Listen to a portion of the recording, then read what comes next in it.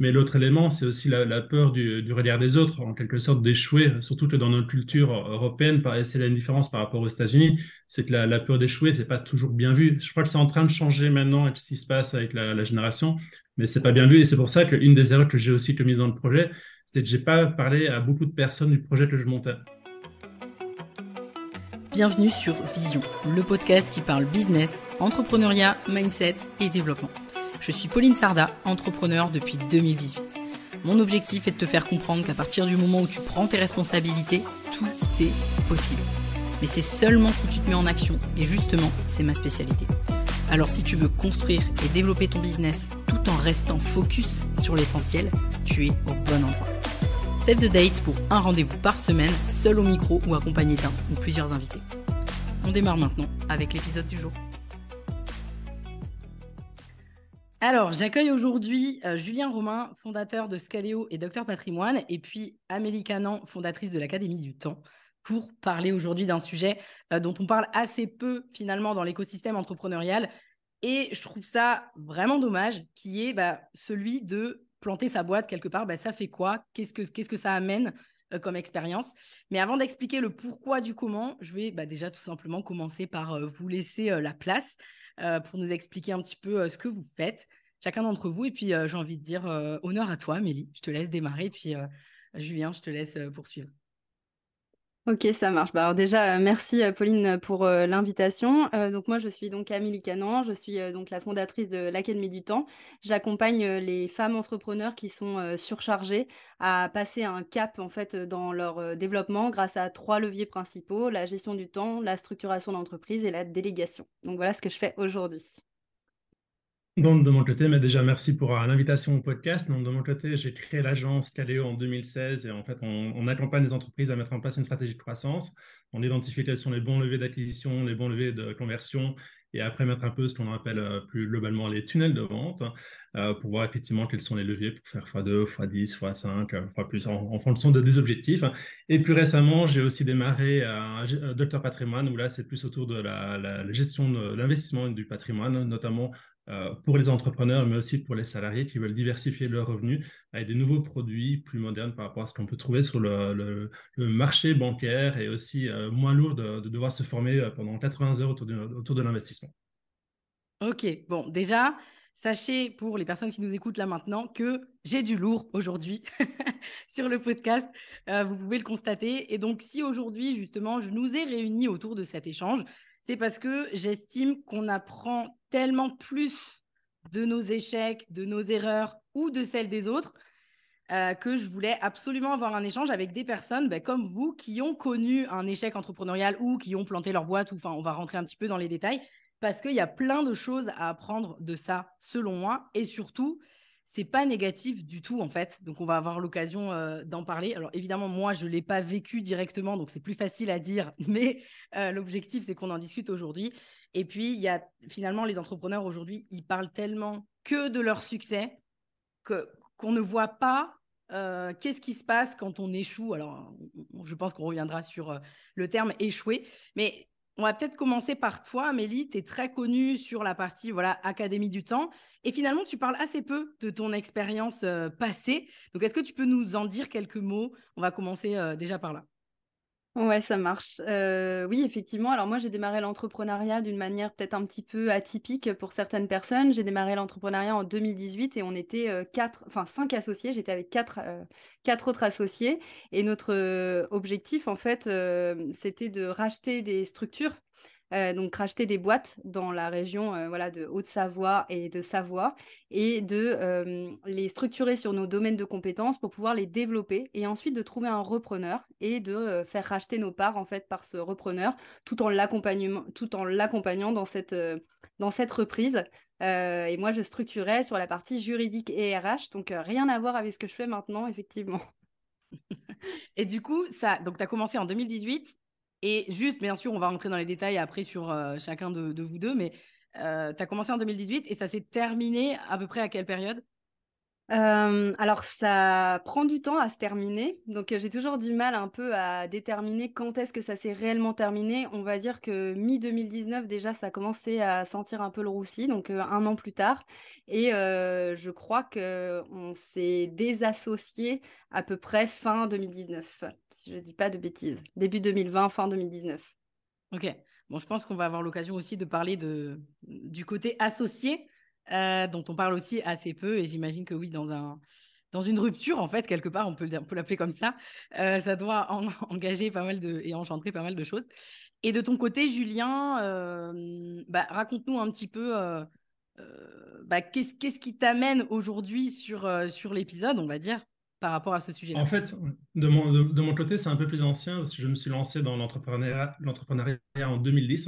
Donc, ça fait maintenant plus de 13 ans. Et en fait, à la base, moi, je suis plus investisseur qu'entrepreneur. Donc, j'ai démarré par investir dans l'immobilier et dans la bourse. Puis, je me dis, tiens, en complément à mon job, j'ai envie de me lancer pour ce côté liberté. Et donc, j'ai démarré, c'était à l'époque des MOOC, je ne sais pas si vous, enfin, vraiment des plateformes de ligne, de cours en ligne. Et on s'est dit avec un associé, tiens, on va faire un MOOC francophone, un peu à la Udemy, c'était vraiment au début de Udemy. Et malheureusement, bah, ça ne s'est pas bien passé du tout comme prévu parce on n'a pas fait les bonnes actions dans le bon ordre. Donc, on a passé énormément de temps sur à développer une plateforme, mais en fait, on ne savait pas c'était quel marché, on n'avait pas défini clairement le besoin du marché. Donc, on a échoué après plusieurs mois, enfin, à essayer de construire quelque chose on n'a jamais réussi à vendre. Et derrière, est-ce que tu es tout de suite parti sur Scaleo ou non? Non, non, non, Scaleo, c'est 2016. Donc, en fait, Ok. entre cette période-là, donc là, on parle de vraiment. Donc, je me suis lancé sur ce projet-là fin 2010. J'ai arrêté ce projet-là. Ça a pris plus ou moins 1 an, donc fin 2011. Donc, quand même 1 an à essayer de monter quelque chose, à travailler en side project là-dessus. Et après ça, bon, j'aurais pu baisser les bras et dire, tiens, bah non, en fait, l'entrepreneuriat, c'est pas pour moi. Mais j'ai pris l'occasion de comprendre un peu pourquoi ça a foiré. Ouais. Bah, déjà, j'avais pris le problème à l'envers. J'ai commencé à construire le produit avant de me concentrer sur le marché. On va en reparler, j'imagine, un peu plus tard. Et à un moment, quand j'ai compris mes erreurs, en fait, j'ai vraiment identifié une opportunité. Et c'est là où en fait, j'ai démarré ma première entreprise, qui était une plateforme de test pour la Commission européenne, pour réussir le concours d'entrée. Et en fait, j'ai repris, on va dire, 15% de la plateforme qu'on avait créée pour lancer une offre qui on a généré 2000 euros dès la première semaine de lancement. Alors à cette époque, je ne savais pas c'était quoi une liste email, un site web, on avait simplement une page, mais Ok. simplement parce qu'on avait inversé la logique. Ok, intéressant. Alors c'est marrant parce que là, tous les deux, pour le coup, vous avez, enfin, là, de ce que je lis quelque part, c'est que vous n'avez pas du tout les mêmes, c'est pas les mêmes raisons qui vous ont amené à planter la boîte finalement. Alors toi, Julien, est-ce qu'on peut raccourcir un peu le truc? Tu as fait les erreurs de débutant. Je grossis le truc, Ça mais dépend si tu appelles les erreurs des débutants, mais sans doute, oui. ce que j'appelle par erreur de débutant, c'est effectivement oublier le marché. Ou en tout cas, c'est Ouais. pas forcément, tu l'as pas oublié consciemment parce que voilà, j'imagine tu savais juste pas que c'était important, j'en sais rien, mais typiquement le marché, je trouve que c'est une des plus grosses erreurs que tous les entrepreneurs qui montent une boîte démarrent, ils font tous cette erreur quoi, quasiment quoi. Ouais. Mais c'est clair, et en plus, quand on se met dans le contexte, aujourd'hui, depuis quelques années, l'entrepreneuriat, c'est clairement, on voit les tendances, ça se développe fortement. Ici, on parle de 2010, c'était le début en fait, du marketing digital, des business en Mm. ligne. Donc, il n'y avait pas toutes les ressources, toutes les formations qu'on pouvait trouver. Et effectivement, il y a des livres que j'ai été chercher après pour me former. Mais c'est clair, j'ai fait l'erreur de débutant de ne pas comprendre le marché dans lequel je jouais, quelle était vraiment l'audience, le positionnement qu'on voulait avoir et le business model, en fait. Mais est-ce que ça a décollé genre un peu, je sais pas, vous avez facturé 1000 euros ou même pas? Non, même pas. Ok, Non, non, d'accord. en fait, le produit n'a jamais abouti parce qu'en fait, on s'est lancé dans une plateforme technique et on a vraiment monté une plateforme en essayant d'avoir le plus de fonctionnalités, etc., sans chercher à comprendre de quoi les utilisateurs avaient besoin. Donc, après 3-4 mois, on avait commencé à pitcher un peu, mais ça prenait pas. Puis on a été voir des investisseurs pour nous aider à obtenir des fonds et on voit directement dans leur regard, non, en fait, votre truc, ça va pas tenir. Et donc, non, on s'était trop concentré sur le produit technique avant même d'essayer de savoir, de cadrer un peu plus ce qu'il fallait vraiment mettre en place. C'est la différence entre quand on lance une offre ou un produit, c'est quelles sont les fonctionnalités essentielles à avoir, les must-have en anglais, et les nice-to-have. Et en fait, on n'avait pas du tout compris ça, donc on s'est lancé dans des développements qui n'ont jamais été rentables. Et la plateforme n'a jamais réellement fonctionné comme elle devait parce que justement, on voyait le truc trop gros. Ok, hyper intéressant. Et toi, Amélie, du coup, donc visiblement, a priori, c'était pas une histoire de vous n'avez pas regardé le marché parce que elle a fonctionné quand même, elle a tourné, tu vois, la boîte. Et du coup, à ton avis, genre, si tu devais dire, bon, il y en a plusieurs des erreurs, donc là, on va en parler, mais en fait, c'est quoi le truc qui vous a amené à la fin, quoi? Bon, de toute façon, on verra après comment ça s'est fini, machin, mais Je pense que c'est un mauvais test de collaboration. C'est vrai que quand on s'associe, il y a une part, on va dire, qui va se cadrer de manière juridique, et puis il y a une part qui ne se cadre pas de manière juridique. Donc nous, on a commencé par la phase un peu juridico-juridique, justement, et on n'a pas assez parlé de vision, justement, d'entreprise. On n'a pas assez parlé de la vision pro, mais aussi des visions perso de chacun, parce qu'on était quand même cinq. Et finalement, nous, et voilà, sans trop rentrer dans le détail, parce qu'on en parlera sûrement un petit peu après, mais c'était ça, c'était une différence de vision et d'ingérence des visions perso de chacun dans la vision pro qui était censée être commune. Et le deuxième élément aussi qui est un petit peu péché dans notre business model, c'est la sous-estimation du temps que prenait la structuration des tailles d'entreprise qu'on rachetait et de la transformation aussi des modes de management. Parce que nous, notre objectif, c'était de transformer justement le mode de management d'un management qui était très vertical à un management libéré. Donc pour ceux que ça parle pas, un petit peu le management plus horizontal avec une répartition plus par rôle et des responsabilités par rôle. Et en fait, notre business model était basé sur le fait de structurer ça pendant 3 ans. Mais en fait, entre l'opérationnel et la structuration d'entreprise derrière, clairement, il nous fallait aussi plus de temps. Donc, notre business model de ne pas se rémunérer pendant 3 ans et de se rémunérer aussi au moment du rachat de parts faisait qu'on devait absolument avoir un matelas de sécurité personnelle chacun de notre côté. Et 3 ans, c'est extrêmement long. ah ouais, C'est intéressant, c'est intéressant ce que tu mentionnes par rapport aux associés, parce qu'en gros, donc le deuxième projet que j'ai lancé, il a démarré assez vite, comme je l'ai dit, entre 2012 et 2016, sauf que j'étais aussi avec un associé et on ne s'est pas du tout aligné. Heureusement, c'est un business qui tournait quasiment tout seul après un certain temps, parce qu'on avait vraiment si on a un besoin. Mais en fait, en termes d'associés, on était à 50-50, on n'avait pas du tout travaillé la vision professionnelle, la vision aussi personnelle. Et donc, à un moment, c'était pour lui aussi un side project. Il avait la possibilité d'aller faire une carrière dans l'IT et la boîte a commencé, elle n'a pas coulé parce que heureusement, enfin, je l'ai revendu à un moment à un concurrent, mais simplement, elle était plus pilotée parce qu'en fait, on ne savait pas où on voulait amener le bateau quelque part. Donc, c'est vrai, c'est intéressant ce côté associé. Et aujourd'hui, la façon dont je gère, parce qu'en gros, l'agence, j'ai mon frère qui est associé et Docteur Patrimoine, j'ai Guillaume Brissot qui est aussi associé. La façon dont on a créé ça, c'est totalement différent sur la vision en fait personnelle et ce qu'on a envie d'atteindre avec l'entreprise pour que ce soit clairement aligné. Et c'est Ouais, un point qui est souvent sous-estimé, qui est aussi responsable de beaucoup d'échecs, je pense. et oui, et puis quand je disais tout à l'heure qu'on a passé par la phase juridico-juridique en premier, finalement, un pacte d'associés, c'est génial, c'est indispensable, mais même un pacte d'associés. Mais un pacte d'associés repose aussi sur une vision pro et une vision perso, et notamment aussi l'implication de chacun. Je veux dire, si moi, je décide de m'impliquer à hauteur de 3 heures par semaine dans ce projet, mais que je demande 50% des parts, bah, finalement, on se retrouve aussi il y a une divergence d'intérêts. Bon, là, j'exagère le trait, mais en gros, c'est comment, dans une association, tu te retrouves aussi d'un point de vue personnel et professionnel grâce à une vision, mais tout est OK dès le départ, en fait. Et nous, je pense que enfin, c'est pas je pense, il nous a clairement manqué ça. C'était un test de collaboration pour savoir si tout le monde prenait bien sa place comme il fallait, mais également cette vision perso et cette vision pro. ça me fait hyper plaisir que vous parliez de vision. Comme c'est étonnant, parce que j'en parle hyper souvent. Et bah, moi, j'ai l'habitude, voilà, nous, enfin, chez Step 22, on a l'habitude de nous occuper plutôt d'indépendants, mais on a typiquement là en ce moment, on a 2 clients qui viennent se faire coacher avec un associé. Et quand ils rentrent sur le 3-6, on les fait bosser sur la vision, on leur explique bien, c'est-à-dire qu'on leur donne le pack associé, quoi. Le pack, travaillez votre vision ensemble aussi, parce que c'est juste indispensable. Donc, ça me fait plaisir que vous en parliez. Et après, sur la partie, tu as parlé, Amélie, du temps que vous aviez pas jaugé. Mais en fait, que je comprenne bien et puis que les gens qui nous écoutent comprennent bien, pour simplifier. En gros, vous vous étiez dit, bon, ça va prendre 3 ans. Et en fait, ça prenait plus de temps ou, voilà, grosso modo. Oui, parce que là, nous, on était partis en mode 3 ans de structuration. Oui, mais mine de rien, on reprenait aussi tout l'opérationnel de la boîte. Donc, c'est un petit peu, ça fait écho avec ce que je fais maintenant, mais un chef d'entreprise, finalement, on cumule plein de casquettes. Et bien qu'on ciblait des boîtes qui étaient entre 1 million et 3 millions d'euros de chiffre d'affaires annuel, donc qui avaient déjà des équipes, le chef d'entreprise était...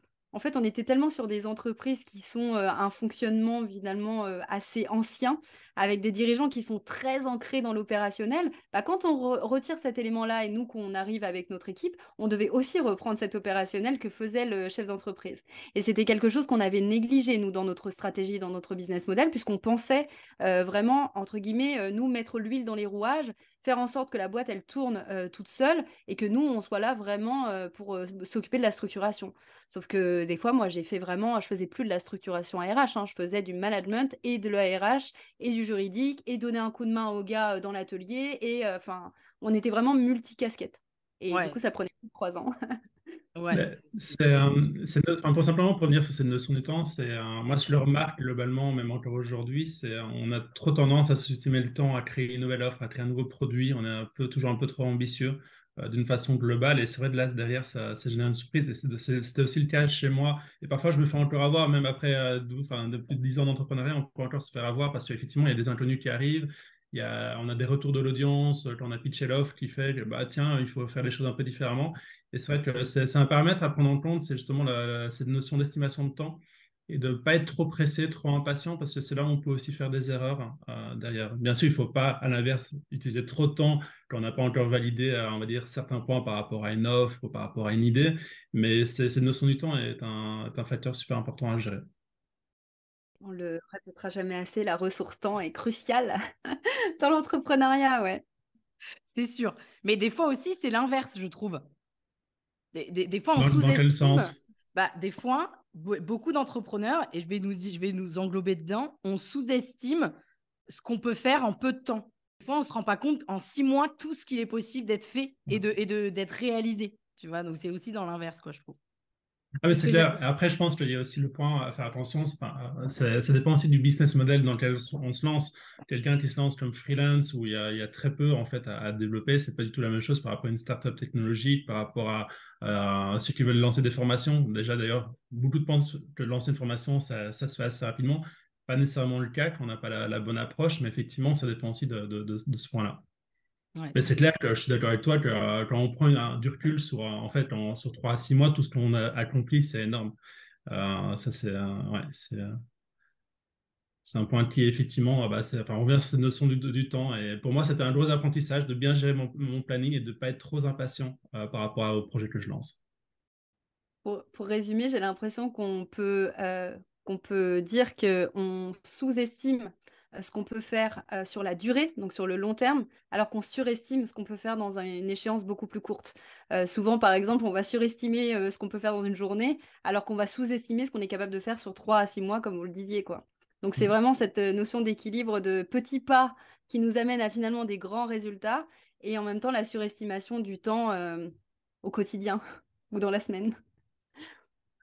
Et pour que moi je comprenne bien et que les gens qui nous écoutent comprennent bien, est-ce que toi, Amélie, est-ce que vous avez fait faillite ou est-ce que vous vous êtes séparés? Comment ça s'est terminé? Et toi, idem, Julien, est-ce que ça a été une décision? Alors, la société n'a pas fait faillite. Nous, on s'est désassociés. Le projet existe toujours, mais est tenu par une seule personne au lieu des 5 qu'on était au début. Et du coup, la personne qui est restée a réduit, entre guillemets, ses ambitions, parce qu'on était parti sur un rachat de 4 à 5 boîtes par an. Donc, on était quand même sur un volume plus important. Donc, le projet existe toujours avec une seule personne. Et nous, on s'est désassociés et on est chacun reparti avec une boîte. Ok. Du coup, une boîte que j'ai toujours, puisque c'était moi, à côté, j'avais ma boîte de consulting RH. Et donc, je suis repartie avec ma boîte de consulting RH. On a un associé qui est reparti avec sa boîte industrielle, l'autre dans la charpente, l'autre avec un pressing, parce qu'on avait un pressing aussi. Enfin, chacun est reparti un peu avec sa structure. Moi, de mon côté, en fait, la sortie, c'était pas une faillite parce qu'en gros, comme c'était mon premier projet, je n'avais pas fait l'erreur de créer la boîte avant de créer le projet. Donc, en fait, on avait vraiment développé tout ce projet-là sur des fonds propres en termes de l'argent qu'il fallait mettre dans le projet. Et donc, il n'y a jamais eu, enfin, je suis jamais arrivé jusqu'à la faillite. Et même si je prends la deuxième boîte où, quand je parlais en fait, le fait qu'on n'était pas suffisamment aligné avec l'associé, comme c'est une boîte qui tournait d'une façon autonome avec très peu de temps nécessaire pour la faire tourner, en fait, la revente se fait facilement. Et oui, il y a une baisse de vente pour différentes raisons, mais on n'est jamais arrivé jusqu'à la faillite parce que justement, j'ai pu aussi identifier ça pour dire, tiens, il est temps de s'en séparer, de faire autre chose. Ok, ça faisait partie justement des questions que j'avais envie de vous poser. À quel moment vous avez senti que clairement, clairement là, on était plutôt sur le déclin que sur l'inverse. Et surtout, ça a été quoi cet élément de déclin où vous êtes posé cette question-là, toi, Julien? Il y en a eu plusieurs. Déjà, c'est comme je viens de le dire, c'est nos fonds propres. Donc, à un moment, au fur et à mesure des mois, on voit les fonds propres baissent pour assurer le développement. Mon associé était développeur, donc il n'y avait pas besoin enfin, il y avait des frais quand même, mais on va dire une grosse partie du travail, ça dépendait de notre temps. Mais déjà, il y avait une baisse de fonds propres qui est dit, tiens, à un moment, il faudrait bien aussi que ce soit de changer un peu la tendance. Mais il y a aussi un autre élément, c'est après plusieurs mois, 4 5 mois, la plateforme, on ne sait toujours pas la faire fonctionner. Donc on se dit, tiens, mais là, il y a aussi un autre truc bizarre, on n'est pas dans la bonne approche. Et le troisième élément, je dirais, c'est quand on a commencé à être pitché à des investisseurs, où là, le fait vraiment, enfin, je l'ai mentionné au début, mais ça se sent directement s'ils sont intéressés ou pas.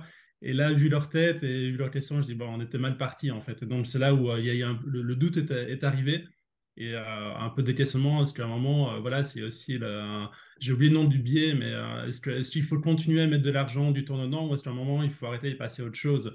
Et heureusement, avec le mentor enfin, la personne, le mentor que j'avais, il m'a dit à un moment, il faut arrêter, il faut passer à autre chose, en fait, hein. Plutôt que tout le monde continue à mettre du temps et de l'argent parce que ça peut être un puits sans fond, en fait, en quelque sorte. C'est une question hyper intéressante parce que je pense qu'il y a beaucoup d'entrepreneurs aussi qui ne savent pas faire la différence entre persévérer et s'obstiner. Et du Mhm. coup, la limite est tellement fine que cette question de à quel moment tu te dis que ça craint et que tu dois prendre des décisions, je pense qu'elle dépend quand même vachement du projet. Mais à mon sens, il faut se poser une deadline, quoi.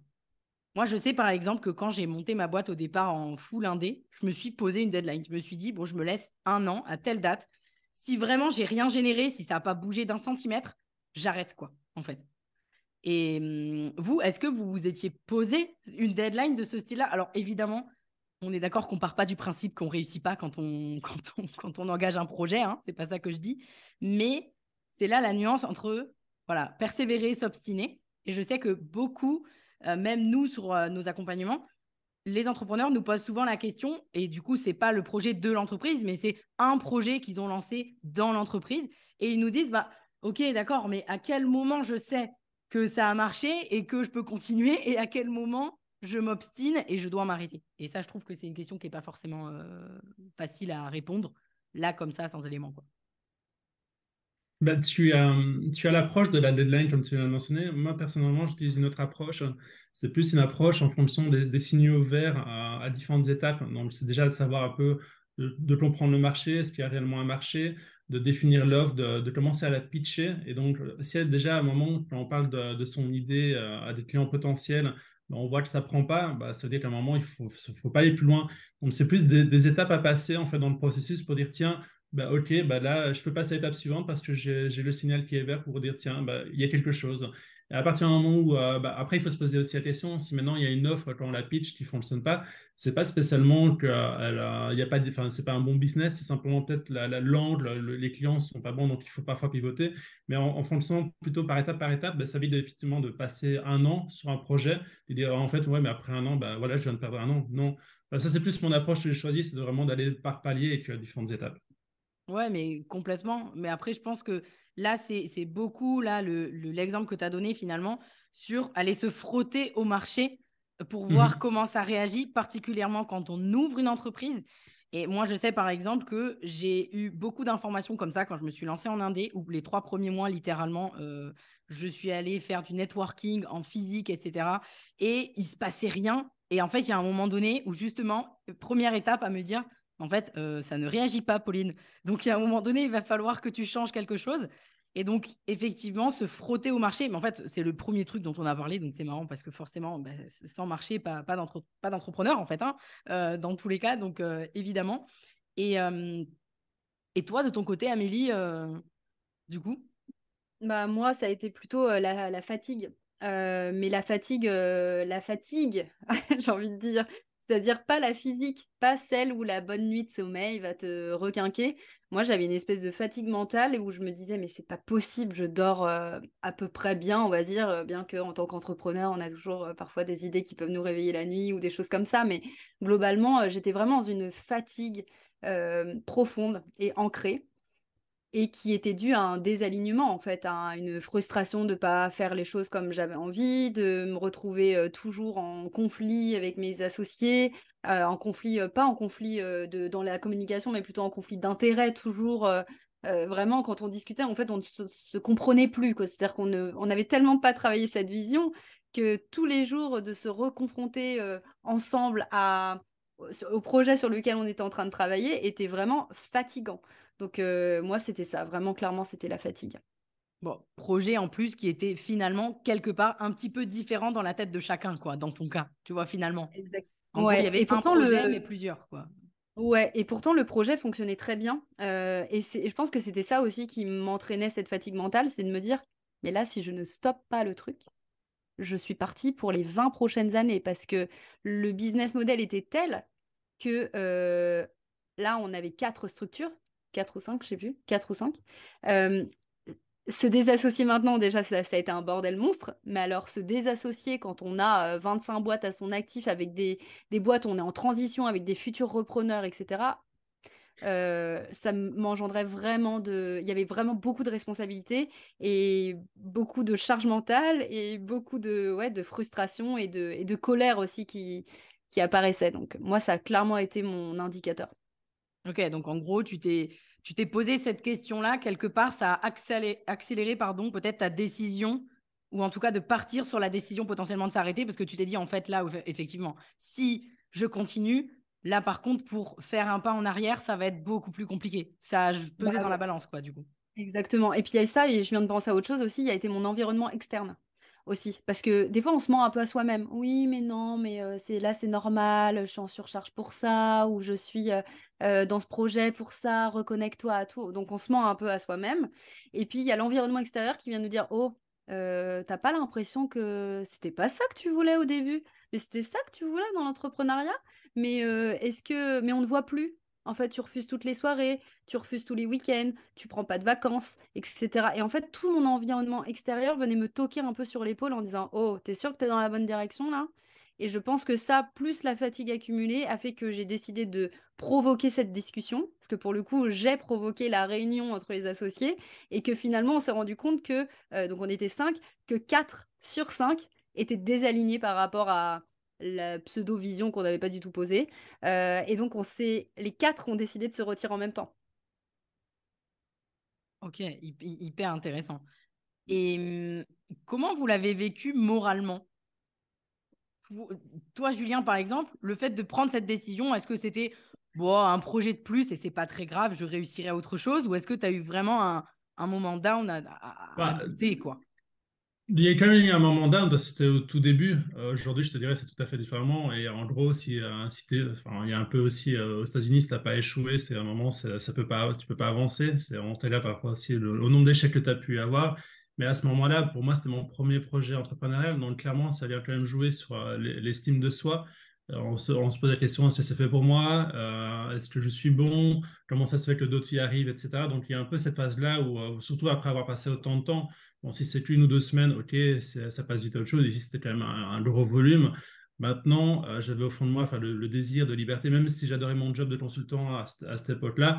À un moment, je sais que je voulais passer à autre chose. Et donc, le désir de liberté était là et je devais passer. Mais effectivement, il y a aussi cette estime.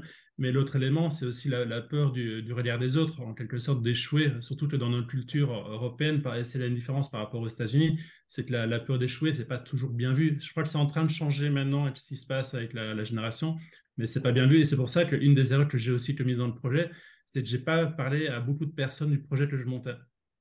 Oui, Mmh. bien sûr, j'avais quelques amis qui étaient au courant, mes parents brièvement, mais je ne rentrais pas dans les détails, j'en parlais pas trop. Et je crois que c'est aussi une erreur de garder beaucoup de choses pour soi.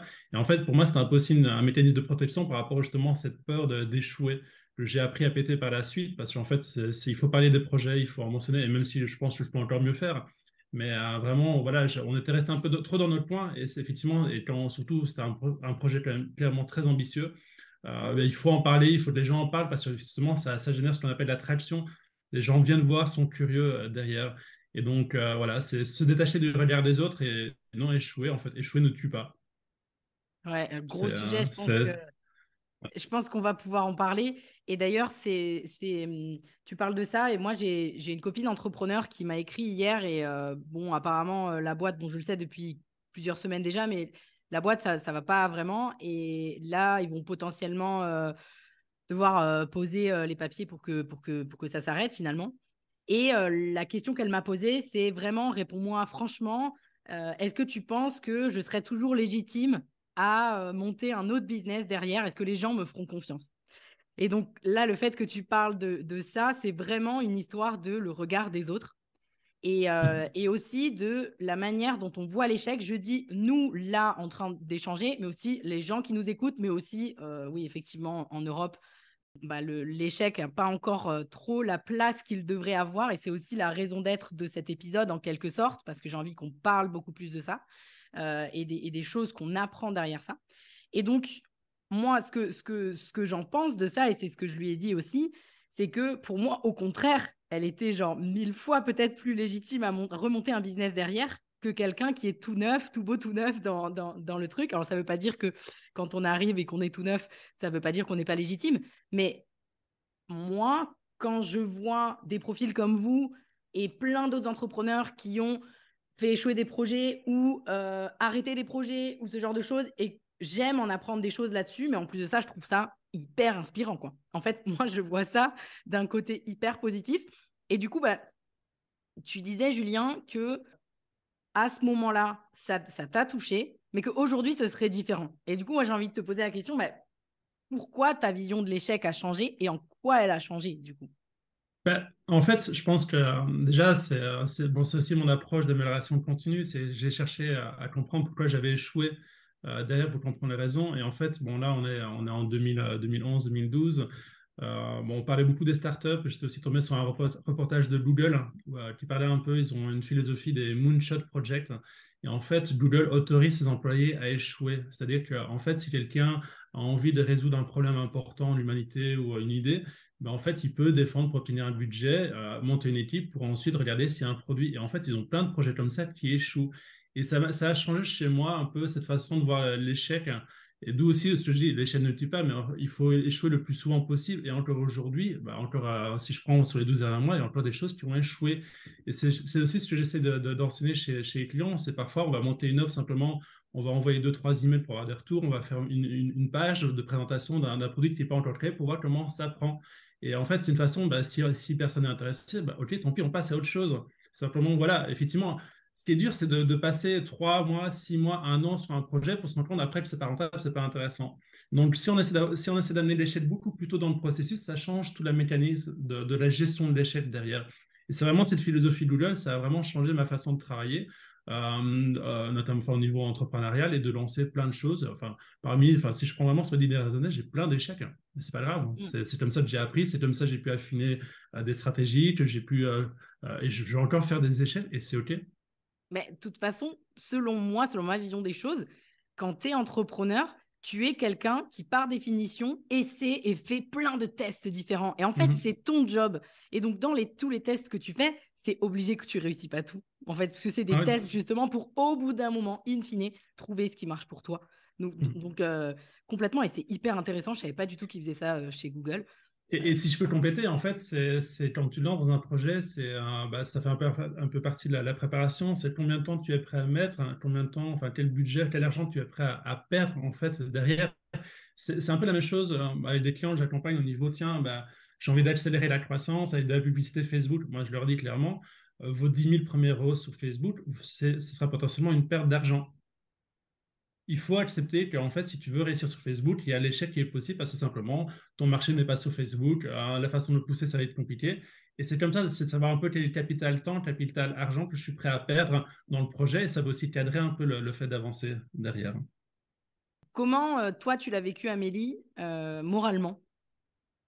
Hum, J'ai eu peur aussi. Clairement, j'avais peur de pas savoir comment rebondir. On arrête un projet entrepreneurial, mais qu'est-ce qui se passe derrière? Donc, c'est quoi le next step?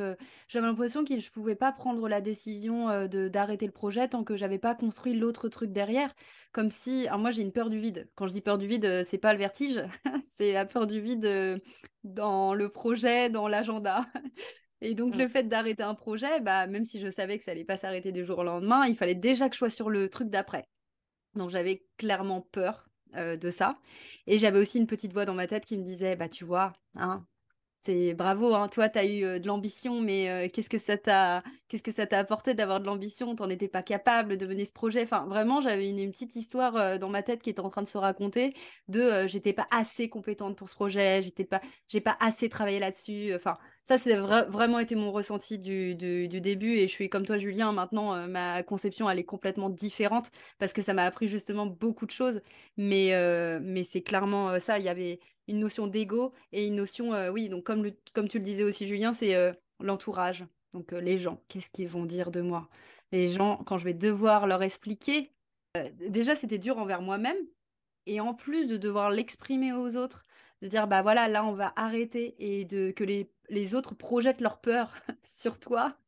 Mais qu'est-ce que tu vas faire? Moi, je sais, j'avais mes parents, par exemple, qui disaient, mais qu'est-ce que tu vas faire? Mais qu'est-ce qui se passe après? Et c'est pour ça que je voulais aussi absolument anticiper tout ce qui allait se passer après, pour anticiper aussi les questions des gens, en fait.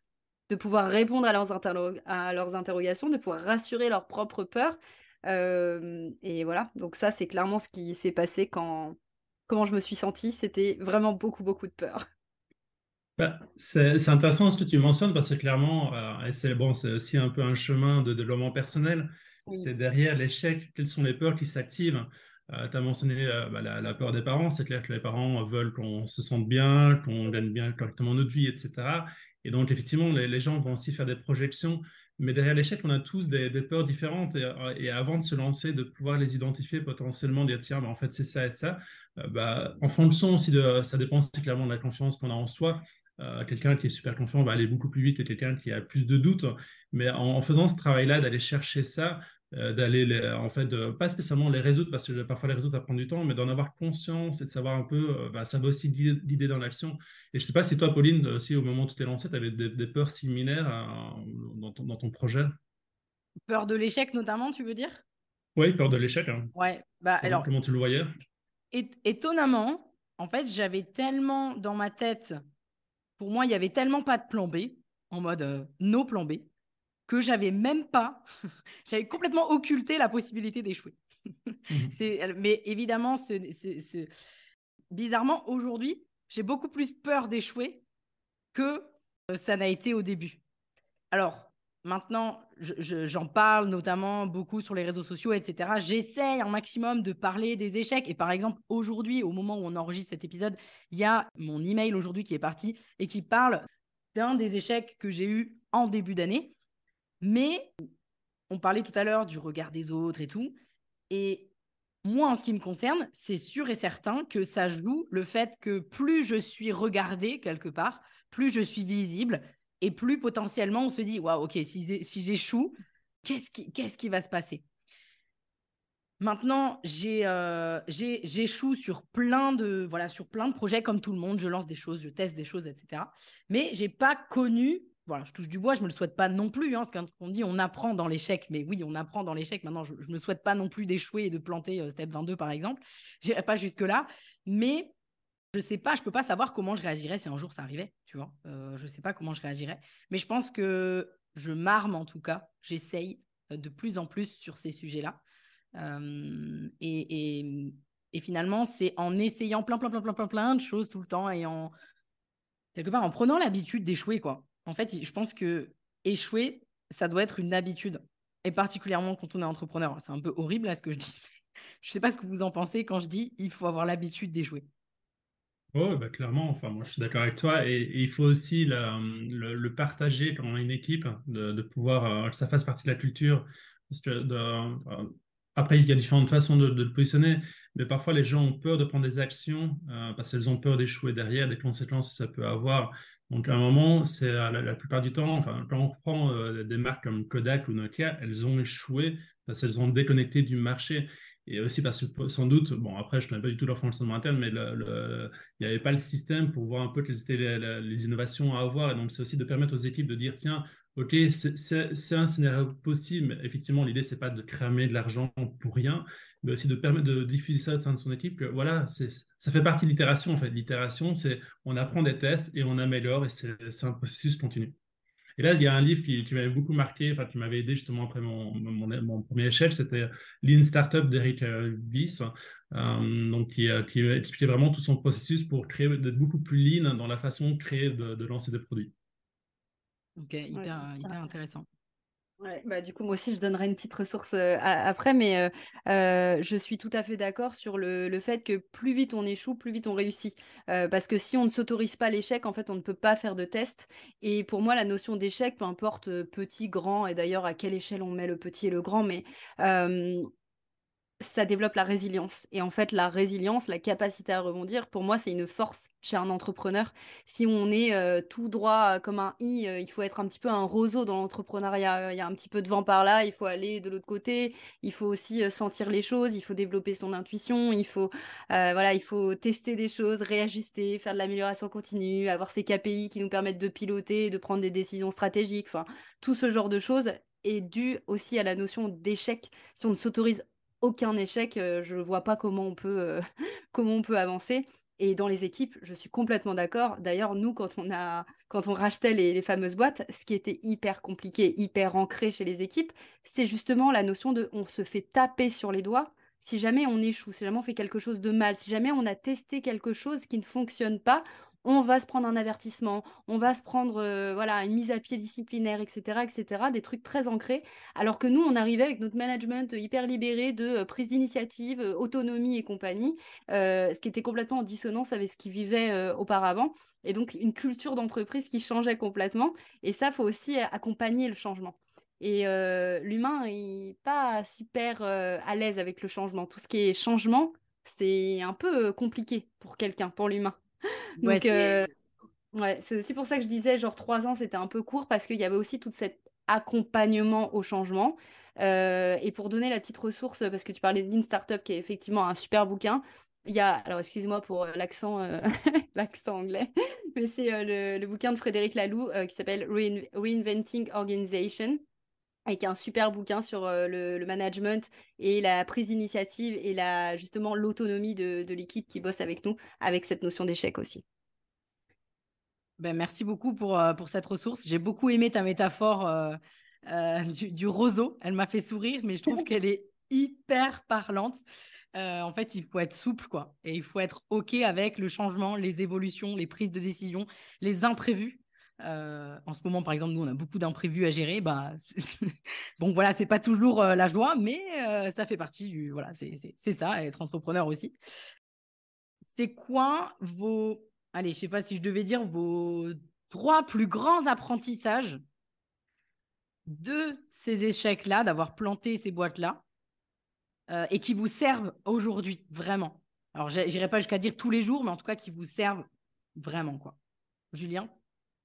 Bah, pour moi, le plus gros, c'est lié à ma plus grosse erreur, c'est de vraiment bien comprendre le marché.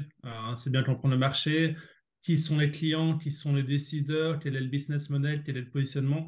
En fait, au plus, on prend du temps de vraiment cadrer ça, cadrer le produit et l'offre, de savoir un peu qu'est-ce qui est réellement demandé de pitcher. Pour moi, voilà, la personne qui se lance là-dessus va plus de chances de son côté pour réussir.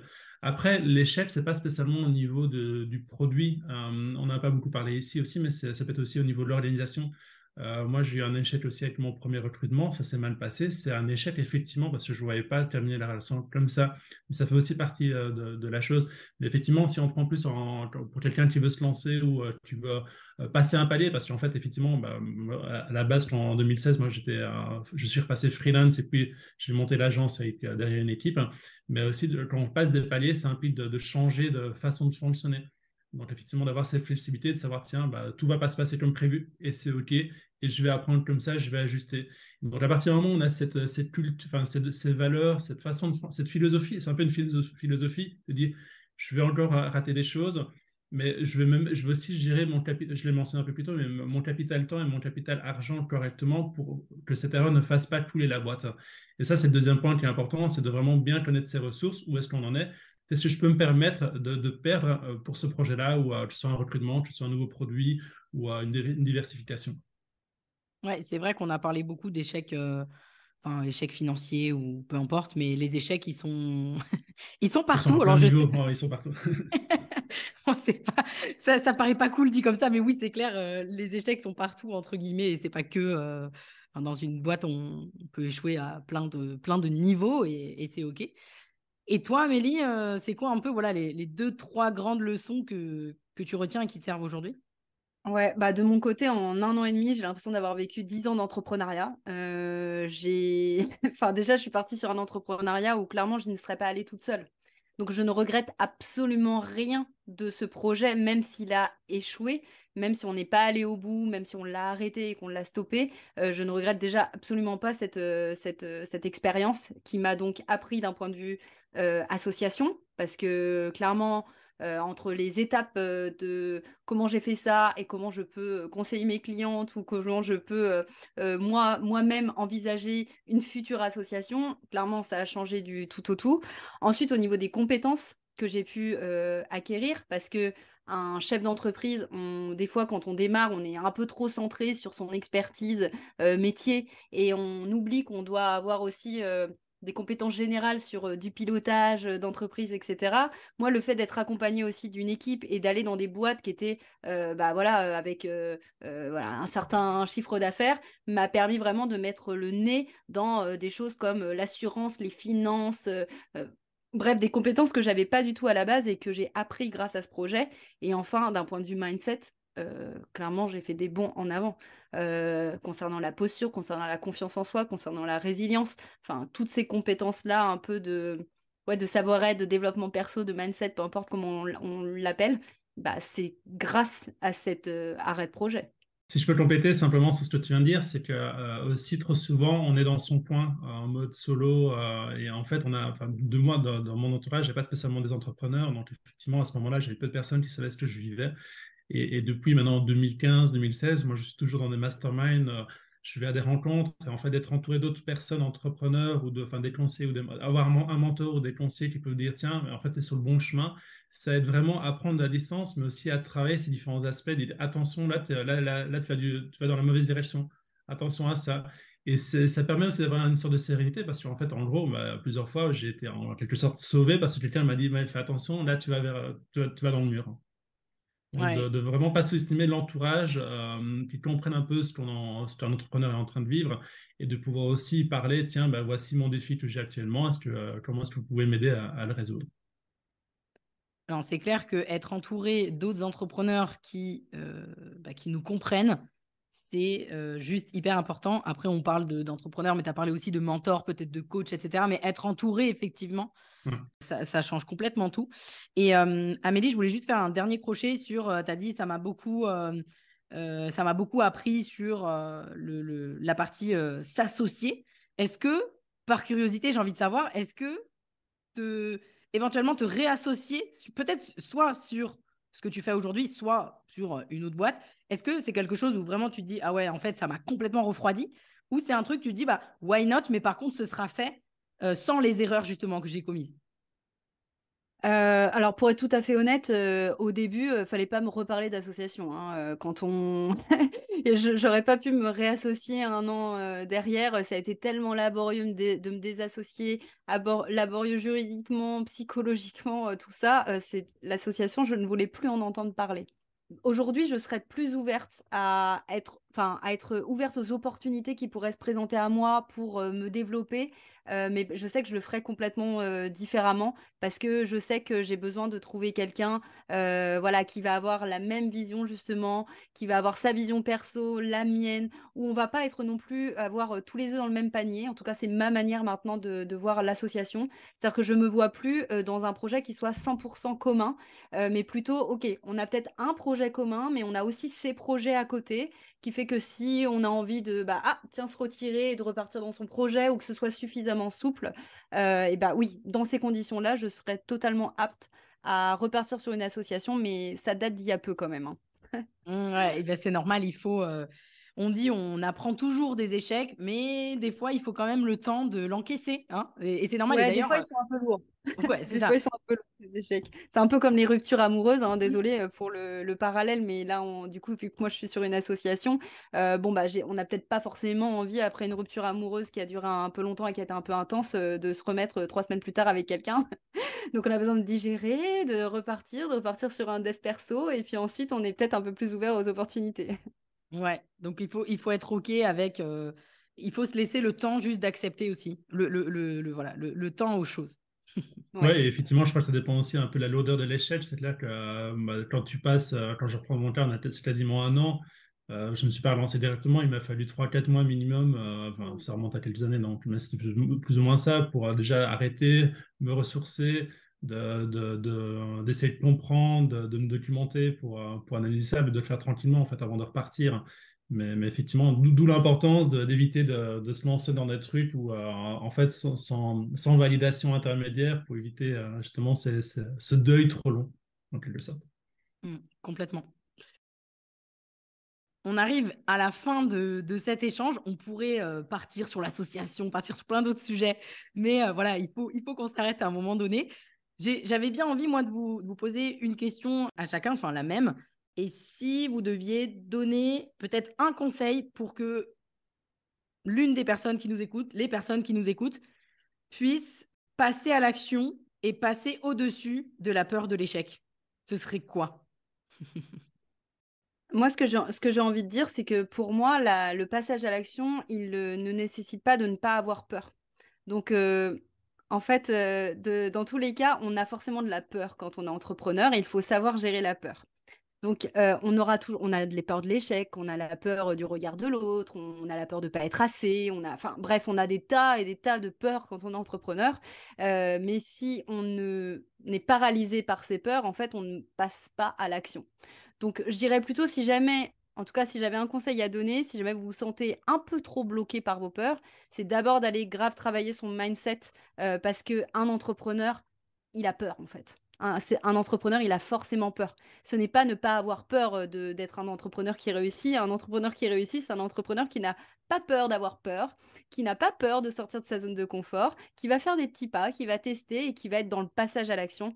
Et je dirais que c'est la multiplication des actions qui fait qu'il y a du résultat. Ok. En gros, ce serait. Moi, je sais que c'est quelque chose que je dis souvent et que je m'applique beaucoup à moi-même.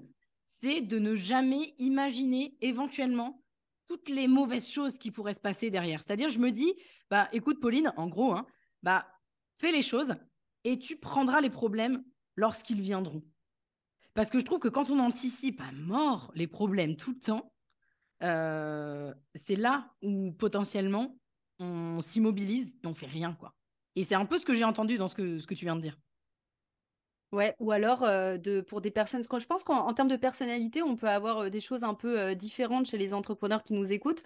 Il y a des personnes qui vont justement avoir besoin d'anticiper un tout petit peu le scénario, peut-être pas le scénario catastrophe non plus, mais le scénario un peu ok, un peu nébuleux, on va dire, et de se dire bah, comment je résoudrais la chose. Le fait d'avoir, il y en a qui vont être très plan A, pas de plan B, et il y en a qui vont être paralysés par genre juste un plan A, mais qui vont dire ok, au pire du pire, j'ai ce plan B là. Donc de respecter aussi un petit peu sa personnalité et ce dont on a besoin pour passer à l'action. Il y en a qui aiment bien aussi peser les pour et les contre. Donc il y a aussi beaucoup d'écoute. Mais le conseil, si je pouvais le résumer, c'est vraiment un entrepreneur qui réussit, il gère sa peur parce que il y a forcément de la peur. Donc, c'est passage à l'action, passage à l'action, passage à l'action. Après, comment vous allez passer à l'action, ça vient de la personnalité et c'est un peu compliqué de donner un modèle général dans lequel s'inscrire. Complètement. Moi, de mon côté, pour le passage à l'action, je dirais que déjà, c'est très rapidement, c'est de partager son idée, de pitcher, de s'entourer d'autres entrepreneurs pour voir un peu justement. Et en fait, parce qu'à partir du moment où aujourd'hui, il y a plein de groupes Facebook où on peut partager, tiens, j'ai envie de me lancer comme freelance là-dedans, avoir des retours. En fait, ça peut même générer des conversations et potentiellement des premiers clients. Donc déjà, c'est de parler le plus rapidement possible à des personnes, soit des clients potentiels ou l'entourage. Maintenant, si je reprends un recul. Ce qui est important aussi par rapport à un projet entrepreneurial, surtout pour ceux qui se lancent, c'est la vision et pourquoi on se lance là-dedans. Comme je l'ai dit à un moment, ma vision sur pourquoi l'entrepreneuriat était une direction pour moi, c'est qu'il y avait un désir d'indépendance, de liberté qui était important à atteindre. Et donc, à partir du moment où on a vraiment ce pourquoi qui est fort, vraiment, il faut y aller, sinon on passe à côté de son potentiel et on reste dans une zone de souffrance tolérable. Ouais, j'ai mon job, mais j'aime pas mon job. Ok, maintenant, à un moment, si on veut vraiment vivre la vie qu'on a envie, il faut y aller en fait. Et donc, au plus cette vision est claire, elle est puissante et pourquoi on a envie de l'atteindre, au plus ça va aider à passer à l'action. Et effectivement, au début, la première leçon, la première fois qu'on va parler, l'offre ne sera pas claire, la façon de vendre ne sera pas claire, il y aura plein de trucs qui ne vont pas se passer, mais c'est OK en fait. Et c'est justement cet apprentissage-là, avec les questions que les gens vont poser, on va pouvoir un peu, en fait, ça va cheminer. La pire chose à faire, c'est de rester dans son coin et faire des projections. Je pense que le marché veut ça, je pense que ça. Non, c'est parler, et en fait, au fur et à mesure, on va affiner un peu On va affiner, c'est un peu comme un entonnoir pour dire, tiens, OK, je vais me lancer là-dedans et je vais trouver mon premier client qui sera d'accord et qui sera ravi d'acheter pour ce produit, d'acheter ce produit. Je ne peux que valider. De toute façon. Écoutez, merci beaucoup à tous les deux. On va mettre dans tous les cas partout où vous retrouvez dans la description de l'épisode. Je vous remercie infiniment pour cet échange. J'espère qu'il apportera beaucoup aux personnes qui vont nous écouter. Et puis, je vous dis à très vite. Bye bye. À très vite. Merci à toi. Merci à toi d'avoir suivi cet épisode. Si tu l'as apprécié, je t'invite à me laisser un avis 5 étoiles sur la plateforme d'écoute sur laquelle tu te trouves, ou mieux encore, à le partager à quelqu'un de ton entourage qui aurait selon toi besoin de l'écouter.